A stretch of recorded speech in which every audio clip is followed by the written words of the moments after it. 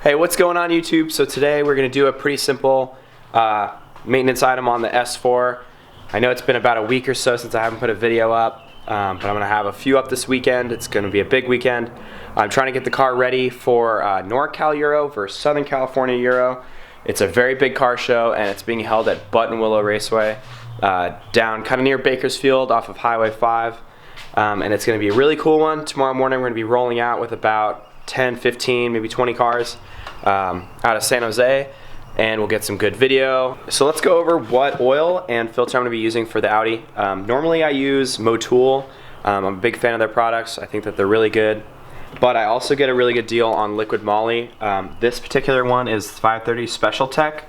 I just stick with 530 because that's what Audi recommends. And the Special Tech liquid moly, I've never used it before. I've just used the regular one, which comes in like a little purple one, just like this here. I know this one's 540. I was limited to 540 that one time. And then, where is it at? We have a Hengst filter. I've never used this one either. A good friend of mine recommended I try this one. This is actually OEM is what he said. He works at a parts store here in town. Normally I stick with the MAN filters. They come in a green box with a yellow top. I don't think it's going to make too big of a difference with the filter as long as it's not kind of like a metal one or whatever like Canon offers. Those kind of change up how the motor was designed, and I don't really want to mess with that. Maybe it's good, maybe it's not. I'd rather just stick with what I know. So now let's pull the Audi in. Oh man, it's dirty. Ugh. So are the wheels. Alright, well I guess I'll have to detail it after.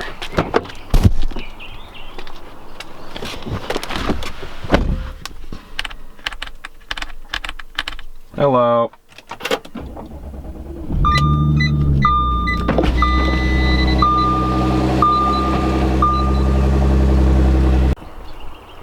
So we've got the car in the air now. Gonna go ahead and open the hood, pull the drain plug underneath the pan so I don't get oil all over the place, because I've done that before. That's a big no-no. And yeah, it's pretty straightforward. A big tip for those who like to work on their cars, I definitely recommend getting chocks. Be absolutely terrible if somehow the car slipped off the jack stands and you were underneath it. So it's better just to be safe. I have one facing the opposite direction on each wheel in the back because those are the two that are planted on the ground. So once you have the car in the air, I took off the floor pan thing, plastic, kind of trashy. Recommend getting a metal one. They're kind of nice. I probably will soon. And then right here is our drain plug. I have an ECS one, it's magnetic. It just came in a kit that I had got a few months ago. I think the stock one is a 19 millimeter. This one is a 16 or 15. So it's gonna be a little different based on what drain plug you have. But basically, you're gonna pull that drain plug off, oil's gonna come rushing out. So take it off nice and slow and steady. Make sure you have a drain pan underneath to catch it, or a little bucket or whatever you wanna call it. Just make sure you have one of those underneath there. Try to catch any oil. You don't want that getting on the concrete. It stains it very easily. Whoa, okay, just kidding. What is this? Oh, it's a 14. That's very small. Oh, all right.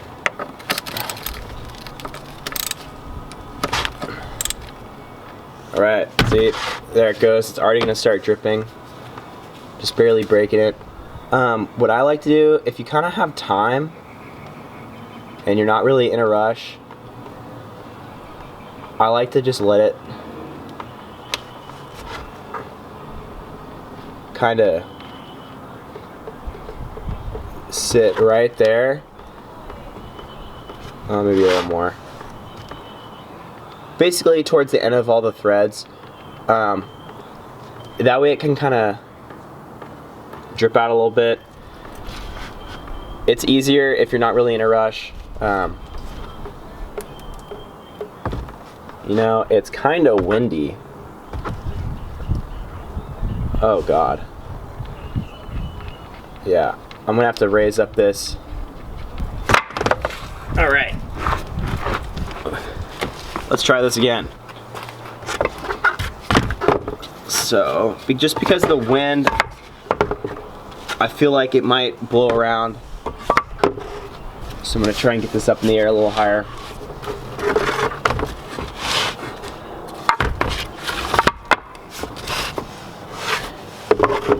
All right, there we go. And then have a little rag handy. I just use old pillowcases, they're pretty good. And I am in a hurry, so I'm just gonna go ahead and let this thing explode. There we go. And this is where the pillowcase comes in handy. You can dry off your drain plug.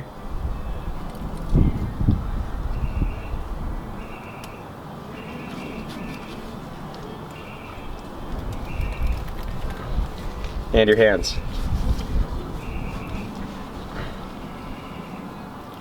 And look at that.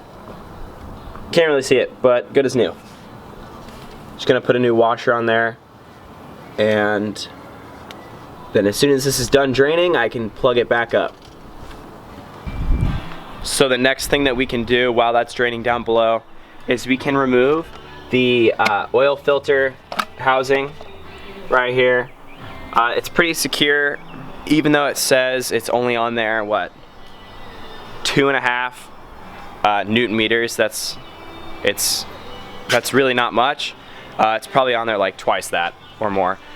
So I usually use a little clamp with a rag around it because I don't want to scrape this plastic up too much. I get a nice, and I'll try and show you guys that, but I get a clamp around here and I just turn it off. Counterclockwise is the way you want to take it off. And let's go from there. But I basically just throw the rag over there, over the top of it, get the pliers a nice hold, and just kind of break it loose a little bit. Looks like we're gonna need to go a lot more. A really cool thing that they have out in the aftermarket world is they make metal oil filter housings, which are super convenient. They also come with the ability to put a little cap over the top of it and basically just attach a ratchet and it comes right off. It's really simple. I probably will have to invest in one of those in the future. Alright, so it looks like we're breaking it loose now. Now I can get it with my hands. When you take this out, it does like to drip a little oil. Also, you don't want to plug up underneath on your oil pan because this is going to relieve a lot of pressure inside the motor. And it's going to allow more oil to drain out a lot faster. So it's good to leave that unplugged at the bottom, still under that pan. Go ahead and unscrew this. And this is where a rag also will help. Tuck it underneath there, just so you don't spill any on your engine. It's gonna stink if it gets pretty hot. All right, there we go. Yeah, see, it's already dripping a little bit.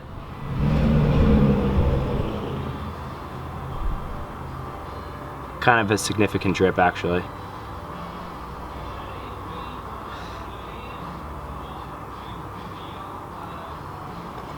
But let's put that back in there. I can show you how it's still kind of flowing now because I just relieved a lot of pressure.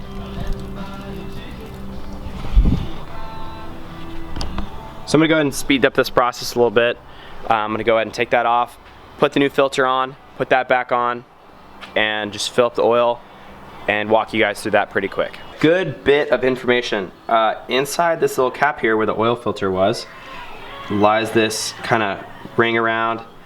You can kind of see it in there. It's good to just get some needle nose pliers, pull that out. You want to make sure you lube this one up before you put it in the same position. It doesn't matter which way, counterclockwise or clockwise. Just make sure that little kind of knob right here is up, so you can pull it out next time. There's our new filter. Slide it on, put it back on the car, and you're good to go. Right, so got the new oil filter in there. Tighten this. Like I said before, when taking it off, you don't want it on there too tight. Once it gets finger tight, probably just go like another quarter turn after that with the pliers.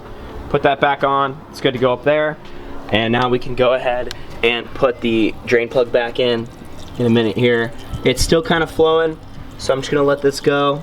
I want to get all that old oil out of there. Now it kind of stopped draining, so I'm gonna go ahead and clean off this kind of area. Make sure that no oil left over. It's gonna fly on around the car underneath. And then I can go ahead and tighten it up.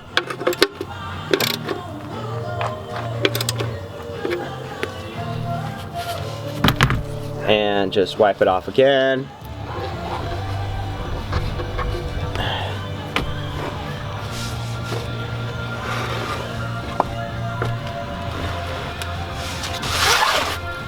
And there we have it. Now let's go ahead and put the oil in the car. Right here. So I'm kind of sketchy when I like to put my oil in. I don't use a funnel. I kind of just go at like this angle right here and just pour it in. It takes about 5.5, 6 quarts or liters I think. Yeah. Let's go ahead and do that now.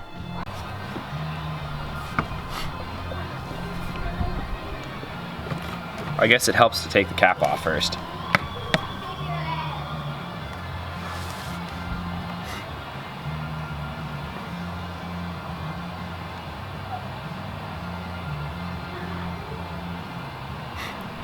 Really cool how Liquid Moly and some of the other oil guys out there, they have these plastic spouts on their jugs. It's really helpful.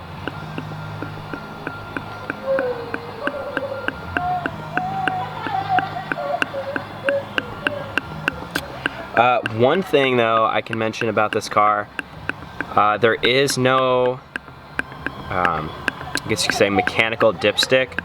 You can't actually like physically pull out a dipstick and check the oil level when the car's cold and sitting. It uses an electronic oil gauge, that only reads when the car is up to oil temperature. I guess that's kind of better because that's when the car's being ran, but you can't check it if you pull off on the side of the road. Your car has to kind of adapt, and you got to check it electronically in the MMI.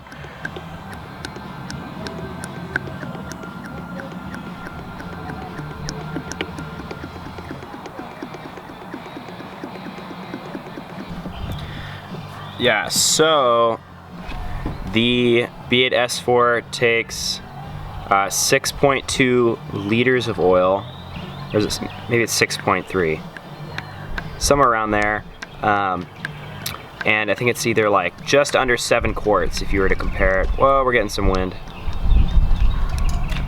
So basically I bought 6 liters. Every time I change my oil, there's always some left over in the engine. It's kind of just natural for that to happen. So usually 6 is enough. I let the car get up to temp, I go drive it around for about 10-15 minutes, and then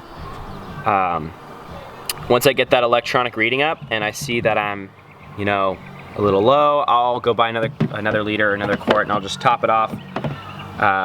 It's usually the safest way, I feel, just in case you kind of maybe put too much in there. It's better just to be right at the median level rather than the top absolute fullest. Boom, so there we have it. Cap's back on, everything's good. I just checked over everything. We are not leaking oil. So that is how you change your B8 S4 oil. It's the same procedure for the A4 as well. Obviously there's going to be a little less oil. I think that's around 4 to 5 just because this is a 3-liter as opposed to a 2-liter, so a little different. And actually I think the oil's the same, thinking that the 4-cylinder used a 530 or 540. So pretty close. I hope you guys enjoyed this video. I'm gonna try and upload this one today, which is Friday, and then tomorrow Saturday, which I'm sure some of you Euro guys know. Here in California, it's the big event that I was mentioning earlier. I'm gonna be leaving here at about 6 a.m. to go meet with guys over the hill in San Jose. And you guys should also check that video out as it comes out in the next day or two. Thanks for watching. See you guys in the next one.